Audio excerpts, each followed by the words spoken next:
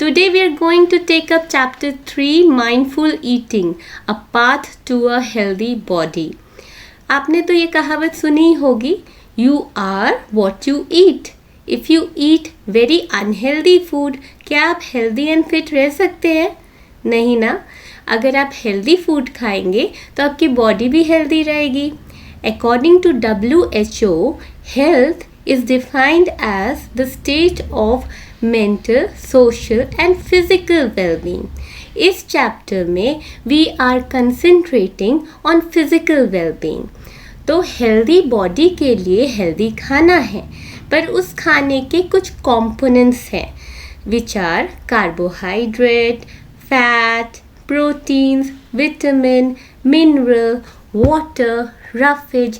इन सब को बैलेंस तरीके से अगर हम इनटेक करते हैं तभी हमारी बॉडी हेल्दी एंड फिट बन सकती है.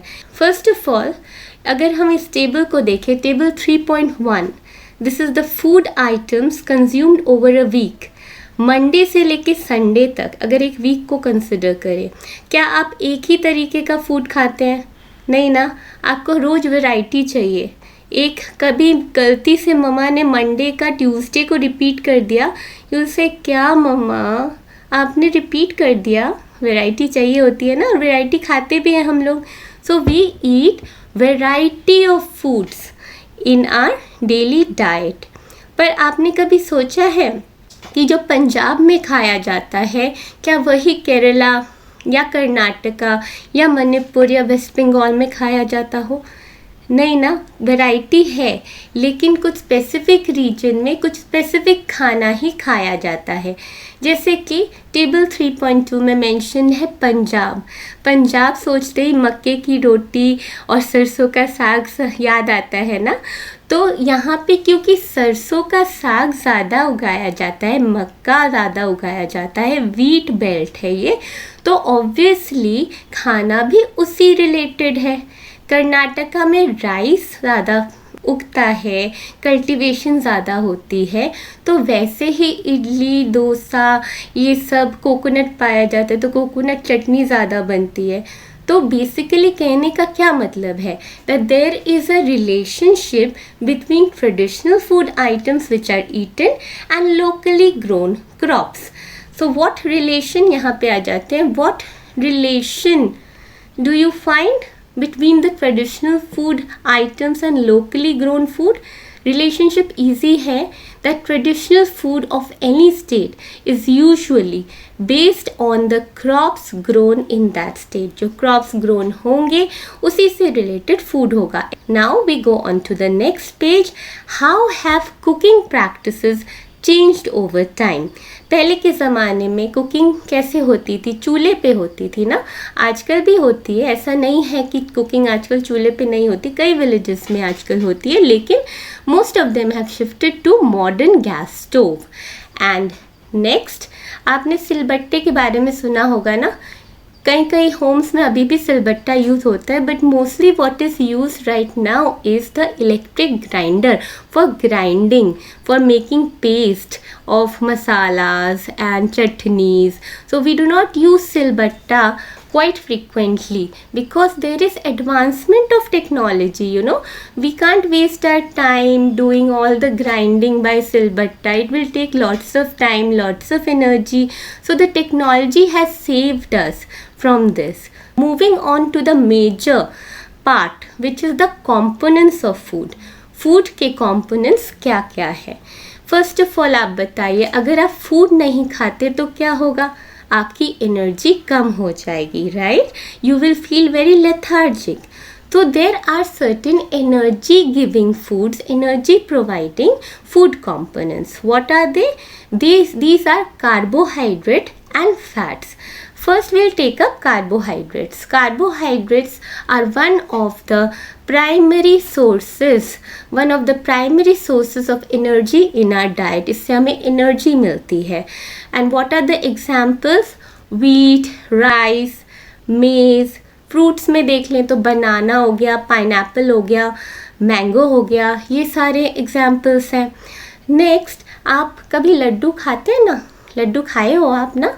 तो कैसे बनता है, बेसन घी, या फिर आटे का लड्डू होता है तो आटा घी, या रागी लड्डू आजकल काफ़ी फेमस है ना, पॉपुलर है बिकॉज ऑफ हेल्थ फैक्टर, तो उसमें भी घी इज़ अ मेजर कॉम्पोनेंट। तो घी आपको क्या प्रोवाइड करता है, घी आपको प्रोवाइड करता है another component of food which is fat. Fat also helps us to provide energy. In fact, fat helps us more to provide energy. So उसका जो example है वो आप याद कर लीजिए, which are nuts, groundnuts, walnuts, coconuts. So fat is a source of our energy.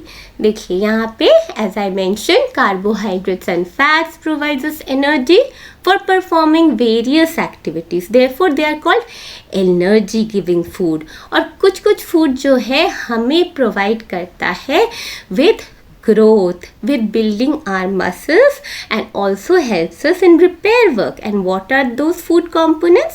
उनको कहते हैं protein. So protein is also an important food component जो हमें build करता है हमारे muscles, right? उसके क्या क्या sources है, मिल्क प्रोडक्ट्स हैं, पल्सेस है, पनीर है, नॉन वेजिटेरियंस एग लेते हैं, फिश लेते हैं, चिकन लेते हैं, ये भी प्रोटीन के कुछ कुछ सोर्सेज है. The next we go on to the next component of food which are vitamins and minerals. So case 1 देखिए, what is the case 1? Case 1 में है कि वॉयज करने समय जब शिप्स लेके जाते थे सेलर्स, तो उनके ना बहुत स्वेलिन गम्स और ब्लीडिंग ऑफ गम्स की परेशानी आती थी. पर जो सेलर्स जिन्होंने लेमन और जिन्होंने ऑरेंजेस खाए रखे थे उनके पास ये परेशानी नहीं होती थी. लेमन और ऑरेंजेस में क्या होता है दीज आर सिट्रस फ्रूट्स, होता है विटामिन सी. यानी कि क्या कोरिलेशन आ गया, vitamin C is important for our gum health. So उसकी डिफिशियंसी में हो जाता है सेलर्स को अ डिजीज कॉल्ड स्कर्वी.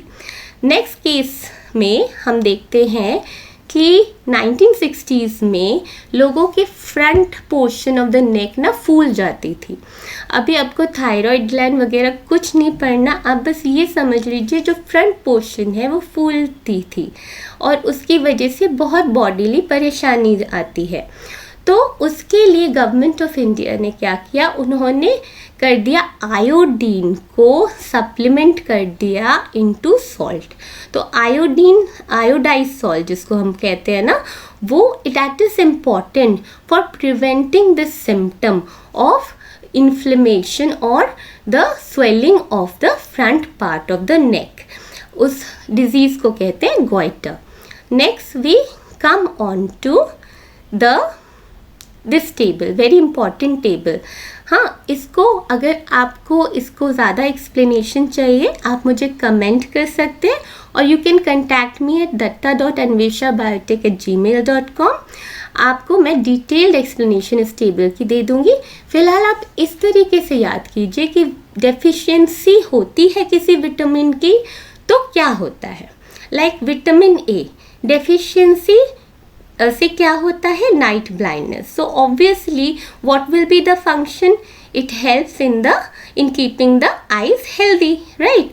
और इसके लिए सोर्सेस क्या है आपको पता है ना, कैरेट खाने से आपकी आंखें कमज़ोर नहीं होती, मैंगो है, पपाया है, ये सारे सोर्सेस है. विटामिन B1 की डेफिशिएंसी से क्या होता है, बेरी जहाँ पे आपके हैंड्स के फीट के टिंगलिंग होती है, स्वेलिंग होती है, बर्निंग सेंसेशन होती है. सो इसी से विटामिन B1 का इम्पॉर्टेंट फंक्शन क्या बन गया, it helps the body, it supports the body to perform various vital functions. We can intake legumes, nuts, whole grains for avoiding vitamin B1 deficiency. Next is vitamin C. जैसे पहले भी explain था, sellers का example लेके हमने explain किया that इसकी deficiency से, विटामिन सी की डेफिशिएंसी से हो जाता है स्कर्वी. स्कर्वी जो है bleeding and swelling of gums. So vitamin C is essential for our healthy gums. और इस डेफिशिएंसी को प्रिवेंट करने के लिए हमें खाना चाहिए ऐसे फ्रूट्स जो कि सिट्रस फ्रूट्स हैं, गुआवा, ग्रीन चिली, आंवला, इनमें भी विटामिन सी खूब सारा रहता है। विटामिन डी एब्जॉर्ब करता है कैल्शियम हमारे बॉडी में। बिना विटामिन डी के आपका कैल्शियम बॉडी में एब्जॉर्ब नहीं होगा, और उससे क्या होगा, उससे हो सकती है रिकेट्स, और एडल्ट्स में हो सकती है ऑस्टियोमलेशिया। तो प्रिवेंट करने के लिए आपको विटामिन डी लेने पड़ते हैं सप्लीमेंट्स, या फिर सबसे अच्छा तरीका है आप सन में अपने आप को थोड़ी देर सन के एक्सपोजर ले, थोड़ी देर, ज़्यादा नहीं, तो उससे नेचुरली आपको विटामिन डी प्रोवाइड हो जाएगी बॉडी में। Next is calcium. बच्चों को भी पता है कैल्शियम से बोन्स हेल्दी रहते हैं। अगर आप कैल्शियम नहीं लेंगे तो बोन्स हो जाएंगे वीक। आयोडीन का मैंने बता दिया अभी, गॉइटर हो जाता है डेफिशिएंसी से, तो आपको लेना है iodine in the form of iodised salt. Iron is a very important component of blood.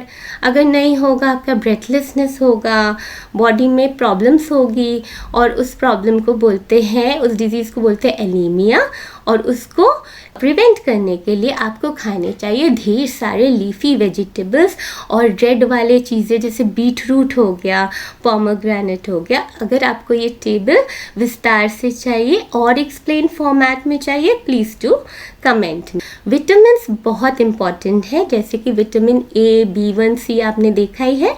Minerals are also very important, calcium, iodine and iron. How they are important, you can go on explaining this table. That is why I told you the table is very important. इस table को आप explain करके 5 marks का question आसानी से निकाल सकते हैं।